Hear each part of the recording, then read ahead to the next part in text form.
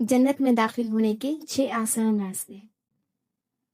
رسول اللہ صلی اللہ علیہ وسلم نے فرمایا، جو شخص ہر فرض نماز کے آخر میں آیت الکرسی پڑھے گا،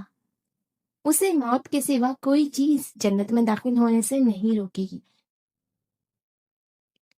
رسول اللہ صلی اللہ علیہ وسلم نے فرمایا،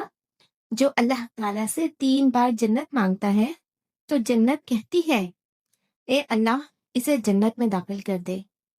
اور جو 3 مرتبہ جہنم سے پناہ مانگتا ہے تو جہنم کہتی ہے، اے اللہ اس کو جہنم سے نجات دے۔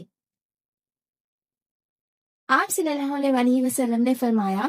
اللہ تعالیٰ کے 99 نام ہیں، جس نے ان کی حفاظت کی وہ جنت میں داخل ہوگا، اور اللہ وتر طاق ہے، وتر کو پسند کرتا ہے۔ رسول اللہ صلی اللہ علیہ وسلم نے فرمایا، جو علم حاصل کرنے کے ارادے سے کہیں جائے تو اللہ اس کے لیے جنت کے راستے کو آسان و ہموار کر دیتا ہے۔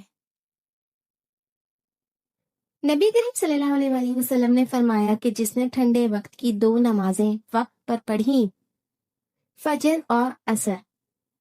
تو وہ جنت میں داخل ہوگا۔ حضرت عمر بن خطاب رضی اللہ تعالیٰ عنہ سے روایت ہے، رسول اللہ صلی اللہ علیہ وسلم نے فرمایا، جو آدمی وضو کرے اور اچھی طرح کرے، پھر یہ پڑھے، اشہد ان لا الہ الا اللہ و اشہد ان محمدن عبدہ و رسولہ، میں گواہی دیتا ہوں کہ اللہ کے سوا کوئی برحق معبود نہیں،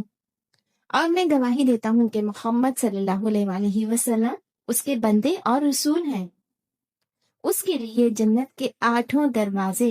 چوپٹ کھول دیے جاتے ہیں، جس دروازے سے چاہے داخل ہو جائے۔